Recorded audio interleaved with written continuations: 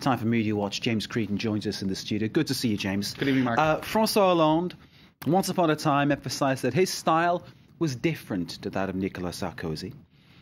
Question is, though, did he copy Sarkozy on a visit to a troubled suburb? That's right. Now, this was yesterday following a shooting on Friday of two people, a fatal shooting, and which became big news, in particular on RTL Radio in France. They were talking about it all day. It was the top story.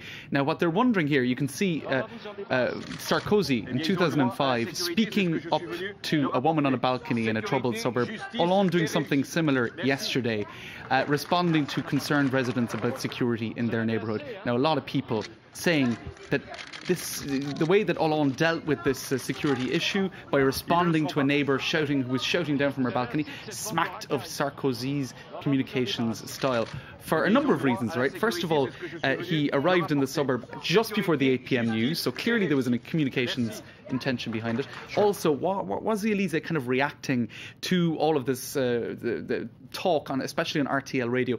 In other words, was policy following the media, or were they kind of chasing after the media? In any case, let's take a listen to the actual soundbite of Nicolas Sarkozy in 2005 and François Hollande yesterday. Vous en avez assez, hein? You're sick of this troublemaking scum, aren't you? We'll get rid of them. They have a right to security. That's why I came, to bring it to them. Security, justice, success. Thank you. Okay, first point then, Sarkozy in the famous racaille speech or scumbag speech. That was that, wasn't it? Yeah. Hollande not using the same kind of vocabulary. You put your finger on it, Mark. That's exactly what they're saying in the media. If you so often I do that. Well, if you go to Le Lab, which is a website owned by Europe 1 Radio, they say, look, no, François Hollande did not do a Nicolas Sarkozy in Échirol. All you have to do is listen to what he said. Yes, in terms of the visuals, it's very similar. They're both responding to people shouting at them from a balcony.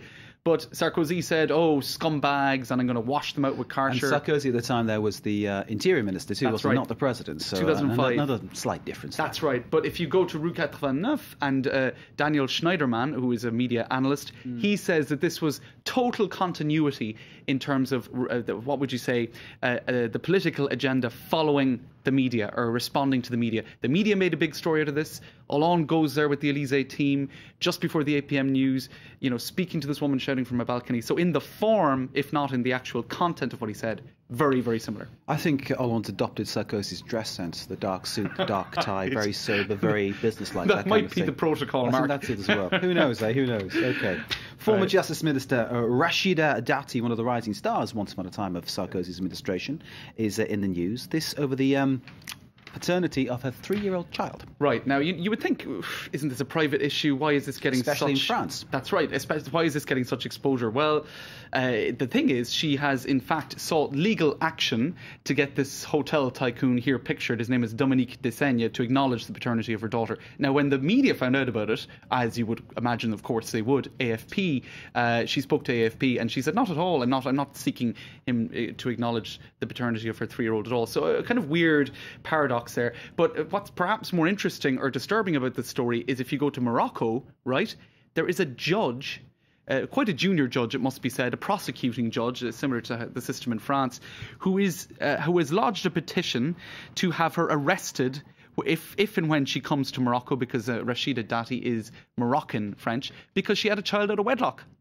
So I think that's more interesting than the actual story itself. Yeah, long live the Arab Spring, eh? There you go, yeah.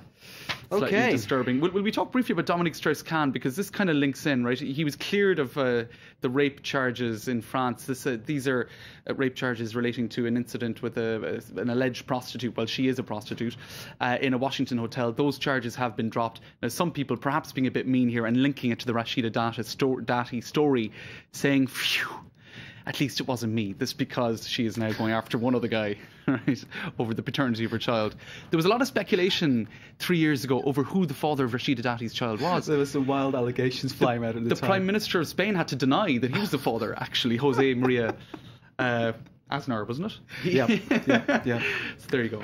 Okay, James. All right. Thank you very much indeed. Mark. James Creedon with Media Watch, and thank you for watching.